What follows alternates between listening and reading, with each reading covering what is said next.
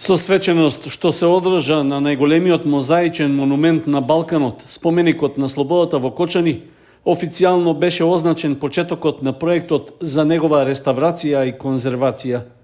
Овој проект е финансиран со над 250.000 американски долари од Амбасадорскиот фонд за културна презервација на Соединетите Американски држави. Средствата ќе бидат наменети за целосна реконструкција и обнова на споменичната архитектура, поставување нови плочки на партерот и на зидовите, како и конзервација на сите мозаици. На настанот присуствуваа амбасадорката на Соединетите Американски држави Кейт Мери Бърнс и министерката за култура Бисера Костадиновска-Стојчевска. Овој споменик, кој се нарекува и Тврдина или Храм на слободата од авторите Глигор Чемерски и Радован Рагеновиќ, за поновата македонска уметност е од огромно значење, зашто по својата уметничка вредност во времето во кое е создаден, им пркосел на тогашните европски норми за мемориална и монументална форма и важи за еден исчекор кон освојување на архитектонско-уметничката слобода во светски рамки.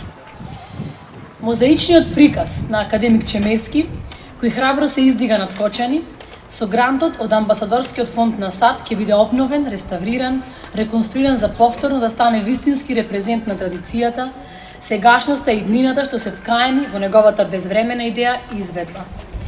Со поддршката на Амбасадорскиот фонд во заштитата на овој споменик од современата македонска уметност, всушност започнува во пракса да се спроведува стратешкиот диалог со Соединетите Американски држави во делот за културата, што го потпишавме во јуни оваа година.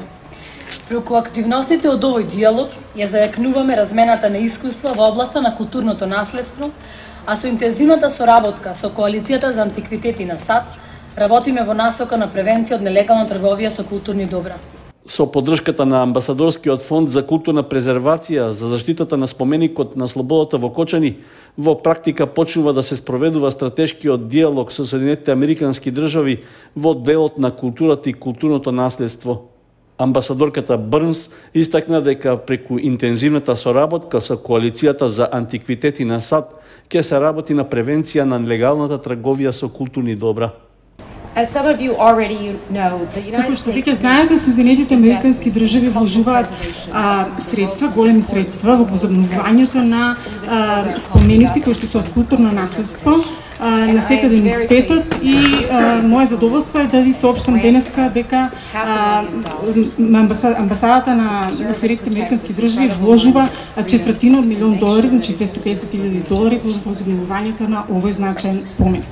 This is one of the many outcomes of increased cooperation since we held that strategic dialogue in Washington. Ова е резултат на стратешкиот диалог што се случи во Вашингтон, на кој што се подцрта значи главните цели на нашата соработка, а една од главните цели е и ова денес и многу сум среќна дека ја реафирмиравме нашата соработка. And we are so gratified to see this project come forward today as part of that effort. Градоначалникот Љупчо Папазов во своето обраќање изрази благодарност до амбасадата на Соединетите Американски држави за влогот за обновување на споменикот кој е ремек дело на уметникот Глигор Чемерски и архитектот Радован Рагеновиќ.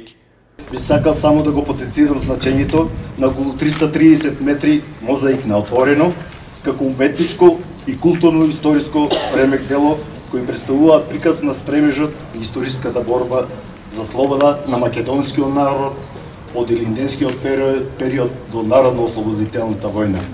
Споменикот на слободата е граден со средства од самопридонес на жителите на Кочани во периодот од 1975 до 1977 година, а целосно е завршен и пуштен во употреба во 1981 година.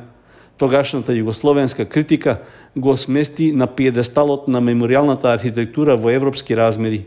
Конзервацијата на дел од мозаичните фризови последен пат беше направена пред 20 години. Општина Виница ја одбележува 78 годишнината од ослободувањето и по тој повод реализира 4-дневна програма со културни, спортски и други активности. Централното одбележување е закажано токму на празникот 30 август, при што за во 10 часот е предвидено положување цвеќе на спомен бистите на загинатите борци во народно-ослободителната борба. Во 16 часот на просторот на автобуската станица во Виница ќе се одржи презентација на воена опрема на армијата на Република Македонија. Во вечерниот термин пак, во периодот од 18:30 до 1 часот по полноќ, на плоштадот Ангел Винички ќе се одржи музички хепенинг, на кој меѓу другите учесници ќе настапи и пејачот Ламбеа Лабаковски. Во рамки на празничната програма по повод денот на ослободувањето, во саботата се одржа традиционалната трка Чупино трейл, на која учествуваа надпреварувачи од различни возрастни категории. При тоа имаше и целодневен музички хепенинг со диџеј Ерик како поддршка за сите учесници на трката. Во вечерниот термин по прогласувањето на победниците и доделувањето на наградите, музички настап имаа Јордан Манов и The Other Side. Во неделата пак, свеченост по повод ослободувањето се одржа во Блатец, а во рамки на одбележувањето на празникот е и музичкиот настап на групата Мелем во дворот на храмот Свети Јоаким Осоговски во Јакимово.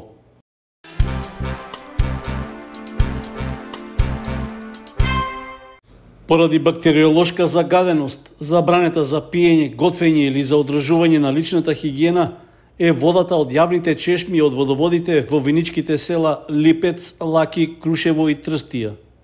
Испитувањата на земените примероци вода, што пред неколку дена ги извршил Центарот за јавно здравје од Кочани, покажуваат недозволено присуство на колиформни бактерии, цревни ентерококи, Ешерихија коли и Псеудомонас аерuginosa. Како превентивна мерка, од Центарот е упатена препорака до локалната самоуправа на Виница да го извести населението, при тоа да постави и табли дека водата е неисправна за користење. По барање на општина Виница, испитување на водоводите се направени и во селата Виничка Кршла, Калиманци, Трсино, Драгобраште, Градец и Пекљани.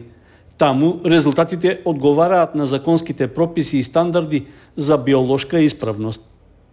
Освен бактериолошката загаденост, при физичко-хемиската анализа на примероците од водоводите во селата Трсино и Крушево е регистрирано дека водата не одговара на законската регулатива и заради зголемена потрошувачка на калиум перманганат. Поради тоа потребна е соодветна преработка на водата, односно таложење, флокулација, коагулација и филтрирање.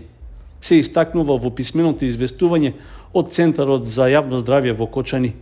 Од таму нагласуваат дека концентрацијата на резидуален хлор во водоводот во село Калиманци е многу висока. Поради тоа, тој треба редовно да се контролира, а нивото да не надминува 0,5 мг на литар вода. Помина точно 1,5 година откако во Кочани за последен пат пристигна патнички воз. Железничката станица е празна, немаат ниту патници, ниту се слуша свирењето на возот. Затворена е билетерницата на која има известување дека се укинати патувањата додека трае пандемијата.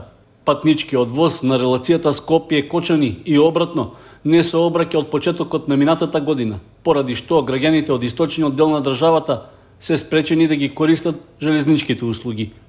Тоа значи дека остануваат без редовните студентски и ученички попусти, како и поволностите за пензионерите. Не можат да се користат ниту бесплатните патувања за групи ученички екскурзии до Скопје и до другите градови. Пероните на железничката станица се напуштени, а граѓаните користат друг јавен превоз, што во овие услови ги чини далеку поскапо. Иако од неодамна има олеснувања при патувања со воз за различни категории патници, сепак граѓаните од Кочани и околината тоа не можат да го искористат. Според официјалното известување за Канал 8, што еден месец по прекинот минатата година го дадоа од Акционерското друштво за железнички транспорт, беше речено дека релацијата кон Кочани не е опфатена со измените во возниот ред, поради тогашните мерки со ковид состојбата и спроведувањето на полицискиот час. Во меѓувреме, сите мерки и ограничувања со пандемијата престанаа да важат, но патничкиот воз сепак не се врати на редовната линија.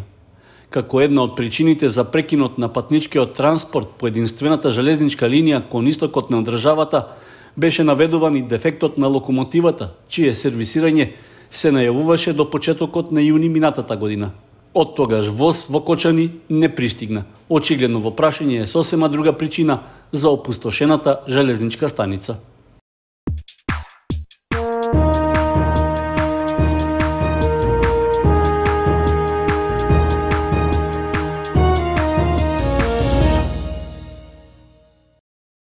Викендов се одигра второто коло од правенството во единствената втора фудбалска лига, во кое Виничка Слога 1934 беше домакин на надпреварот со Караорман од Струга.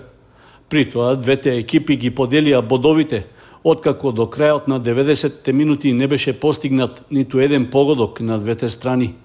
Со ова, домашниот тим не ја оправда фаворитската позиција, особено по победата во првото коло на гостувањето против Велешки Борец, но и по поразот на Стружани на домашен терен од Воска Спорт.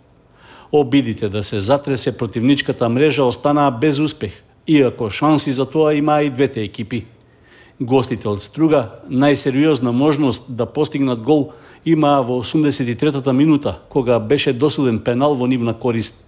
Сепак, домашниот голман Јовановски успеа да го одбрани ударот од белата точка. Домакините пак имаат забелешка кон битолскиот судија Ѓоргиевски, кој претходно не досуди удар од 11 метри во нивна корист, поради што директно влијаел на крајниот резултат. Со освоениот бод по 2 одиграни надпревара, Слога има вкупно 4 бода и е во средината на табелата. Во следното коло ќе гостува во Скопје против тимот на Пехчево Скопје.